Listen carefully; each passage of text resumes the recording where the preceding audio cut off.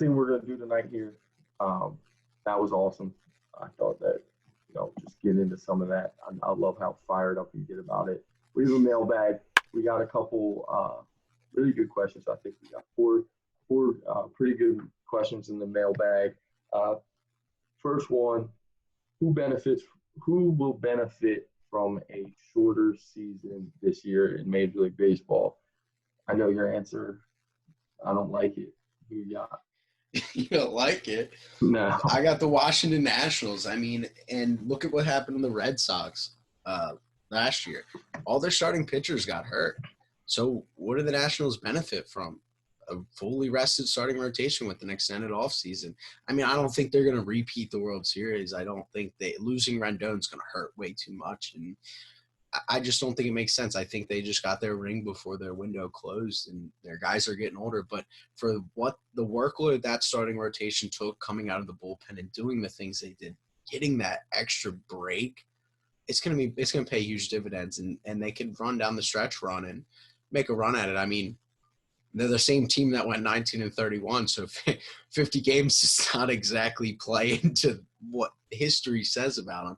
But just overall, being able to have that starting rotation, which is their major strength and has been healthy and fully rested, and especially because they're older in the rotation with Anibal, Max, and Steven all being above 30, and I'm pretty sure Patrick just turned 30.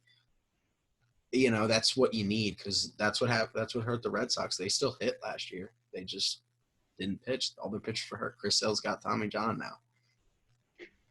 Yeah, so for me, when I hear this question, I think of teams that don't have the staying power, that could come out of the gate hot, right? And I guess any year, any team can come out of the gate hot. Last year, I believe the Mariners were 13-2 through 15 games. I think they were really good through the first however many games. I don't want to say a record and have it be way off, but they were really good through a certain amount of games, and then they didn't have the staying power, right? So for me, when I hear shorter season, teams that don't have staying power can jump out of the gate quick, and even if they start to flame out, it's like, oh, the season's over. If we're playing 48 games, 50 games, season's over. It doesn't matter how I'm in the playoffs. So for me, off the top of my head, like the Reds, well, I don't necessarily know if they have the staying power this year. They could be good.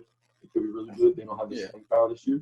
That could really benefit them. The Mets are a team that I don't necessarily know in that really tough division at staying power. They start off the year hot. DeGrom comes out of the gate rolling, and Alonso comes out hot before some of those guys start hot before they get to a slump. All of a sudden, the Mets are positioned in the playoff spot. The Angels are another team. Like, hey, if Shohei comes out and he's healthy and he's doing his thing on the bump, and one or two other guys are throwing it well enough, and they got Rendon and Trout hot out of the gate, they could be in the playoffs. Yeah. And maybe they wouldn't. I don't think they normally would, but maybe they are because it's a short season. And the Blue Jays are another team that comes to my mind right away. Like, really tough division, but young guys who are going to be fired up to play. Energy right there. Right, like that wouldn't normally have the staying power over the 162. There's parts of that team that obviously aren't good enough. You don't think of that, but like the Blue Jays could end up being a playoff. So for me, it's teams that are really on the outside looking in that don't have staying power over the course of a 162 that you would say aren't going to get in the playoffs. I mean, the Phillies can fall into that category. Yeah. I don't think the Phillies have staying power because their pitching's terrible. Harper comes out hot. He always does. Start the year right. Historic fast starter. Harper. Right. McCutchen starts the year hot like he did last year. Segura starts the year hot like he does every single week. It's like all of a sudden, I mean, the Phillies were in first place until August the last 2 seasons. So pretty much we both looked at this differently. I've looked at who's going to benefit from the time off. You're looking at who's going to benefit from the games played. Fair enough. Yeah, and I completely agree. Yes, 100%. Yeah. I like what you're saying. I love it. Could you imagine if the Mariners last year made the playoffs? No, what an embarrassment.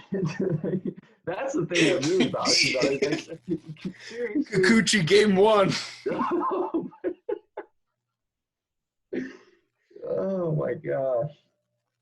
It's awful. Tim Beckham would have been hitting third in the playoffs. Domingo Santana was hot to start the year last year. Vogelbach was hitting balls to the moon. Oh, yeah. Yikes. Yeah. So, no, I can't imagine that. What's up, guys? Thanks for checking out the Backside Groundball podcast on YouTube. To listen to full episodes, we are currently streaming on whatever app you listen to get your podcast. Please help us out by subscribing to the show as well as here on YouTube so you never miss any of our awesome content. If you ever have a question or just want to talk baseball with Trevor and myself, go ahead and follow both of us. Our Twitters are in the description below. We love talking baseball and we appreciate our fans.